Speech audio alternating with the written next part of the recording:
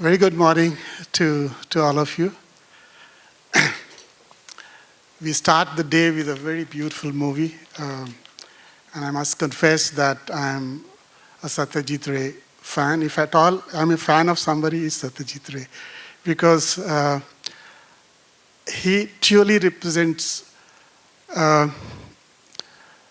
India in the world of movies, and he's so highly respected, as all of you might be knowing, that continuously has been among the top 15 directors. Pather Panchali has been among the top 10 to 15 movies all through last 40, 50 years. We will discuss about Charulata. How was it? It was made in 64. How was it different from other movies he made till then? I think that will give a much more interesting opening when we talk of his work versus his work only till then. I think that will be an interesting opening. What do you think, Mr. Bose? Well, I think you've raised some very relevant questions, particularly how was it in 1964? Charulata, the lonely wife, and the kind of relationship that develops was, when it was first shown, there was a feeling of sort of getting a bit, I wouldn't say revolted, brother, sister, because in the 77th minute of the version that I have watched, I recently was able to watch, I'm going to talk about that, because that was a very different experience when I watched it again a week back. In the 77th minute of the 120-minute version, they embrace each other. So it's almost incestuous. And I think one reason why the Bengali audiences were able to take it was that it was based on Rabindranath Thakur's Nosto Neer, the broken nest. And Rabindranath Thakur is, like William Shakespeare in the English literature, a big name, probably the biggest name. So his reputation, saved from any violent, Rabindranath Thakur's reputation saved the film from any violent reactions. So that was it. And also, to those who don't know, the novel itself was loosely based on Rabindranath Thakur's sort of relationship between him and his sister-in-law, who committed suicide. In fact, there has been a book recently called, her name was Kadambari, and there has been a book and a film by the same, roughly by the same name. And I read a review of the book, haven't been able to lay my hands on the book. It doesn't make easy reading. But about that, I don't think we have time for that. Really a lot of points you very nicely covered. I'll take it forward from where you left. I said that in 1964, how this movie he made differently and why he made it. By this time, Rabindranath Tagore was a very, very established name beyond Bengal, beyond India, and he became a global intellectual property. And therefore, he had that strength, moral strength, intellectual strength, to take up any subject that he wanted to take up unquestioned. I mean, that is the kind of reputation he had built globally. He didn't have the restraint of the budget. By that time, he didn't have restraint of timelines, because unlike Pather Panchali, for this film, Mr. Bansal was the producer. He gave open hand to him that you produce what you want. So unlike his old movies, this time, every smallest thing, I'll say, by this time also, Ray was accomplished in every department of filmmaking, be it script writing, be it music, be it cinematography, poetry, script, everything he had mastered by then. though there were a lot of good names involved, like Subrata Mitra or Bansi Chandragupta, who did fantastic job. But nevertheless, it is very difficult to separate out what was Ray's, what was Ray's contribution to that and what was their contribution. But overall, since film is a director's medium, I'll give it to him. The basic concepts, others might have supported him. And as Mr. Bose very rightly said, I think this Charulata was close to his heart for a long time, and he thought now he can make it. Because if he would have made it in, let us say, 50s, to even, first of all, doing this kind of subject was very difficult. Secondly, to take up even Tagore's work into a film was not easy. I mean, anything about Tagore somebody would do will be subject to a huge criticism. Could have been. So it was a very appropriately timed subject which was very close to his heart he took up. And I must say that always I think worldwide I consider Tagore's subtlety as absolutely unquestioned number one. And therefore, to translate that into movie to that standard was still a big challenge, even with the talent which Ray had. But I think it came equal to the task. What do you think, Mr. Bose? Yeah. Actually, you've raised again another very valid point. Satyajit Ray was, I would say, fortunate in getting the time to prepare himself for this project. 1962 was Rabindranath Thakur's birth centenary year, and Satyajit Ray was commissioned by the government of India to make a documentary on Rabindranath Thakur. And so 1961 the film was made and released in 1962 to coincide with the birth centenary year. So after that, then he made Teen Konna, 2 or 3 daughters. Sometimes the English subtitle version has 2 stories, sometimes 3. Now it's called 3 Daughters. And then, you see, he made some other films, and then he came to Charulata. So by this time, he had well primed himself to make this film.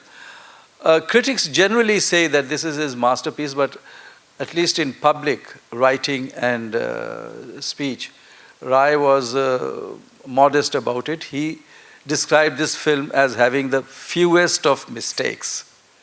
Fewest of mistakes, within quotes, these are his words. In fact, if I say so, what exactly he said was that if I have to remake this movie, I do not think I will change one thing.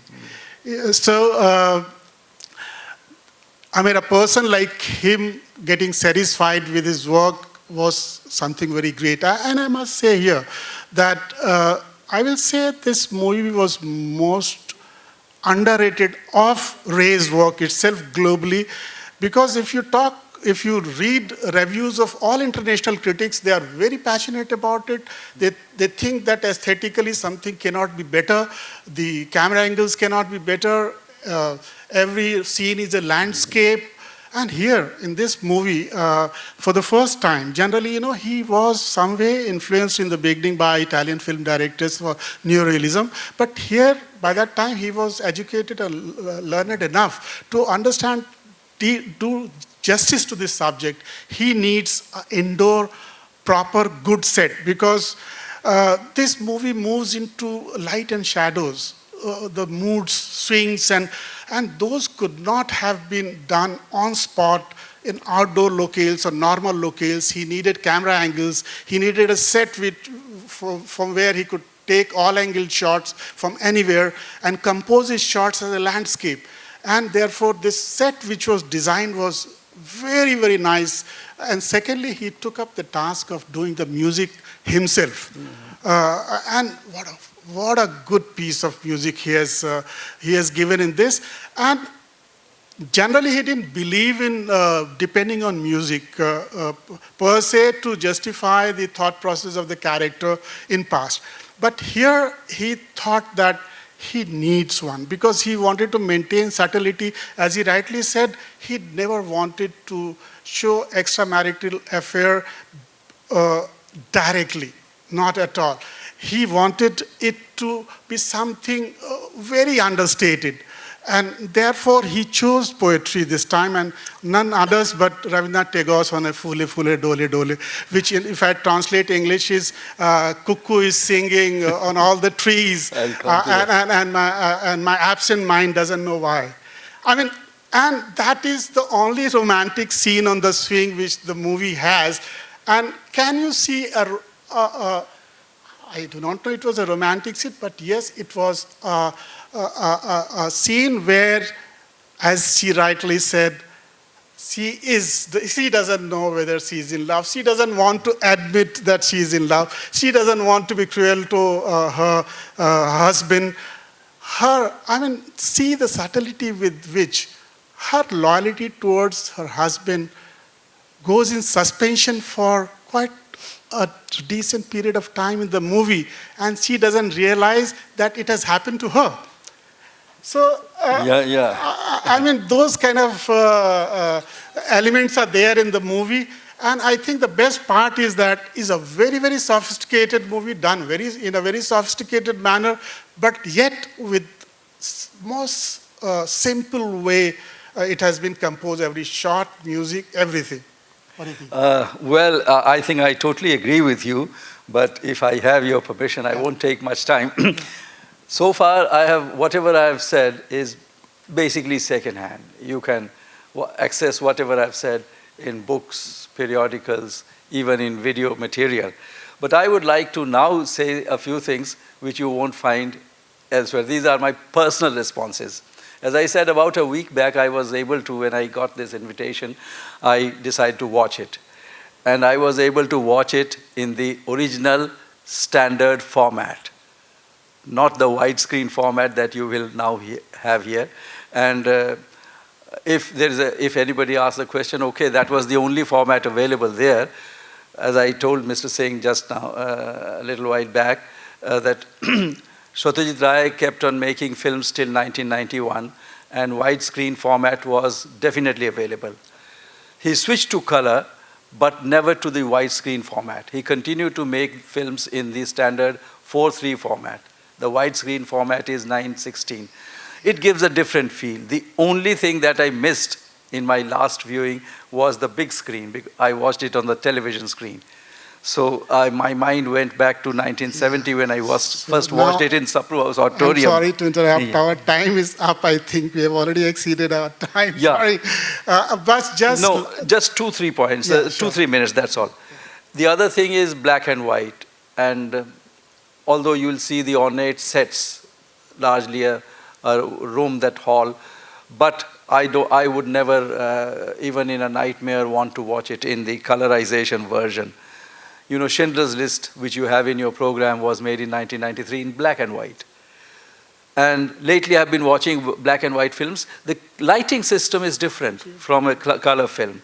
Then verbal and visual density. Subtitles, I forgot this to mention this in my introduction to Pather Panchali. Satyajit Ray is a good subtitler, but even here, non-Bengali users would miss many of the nuances.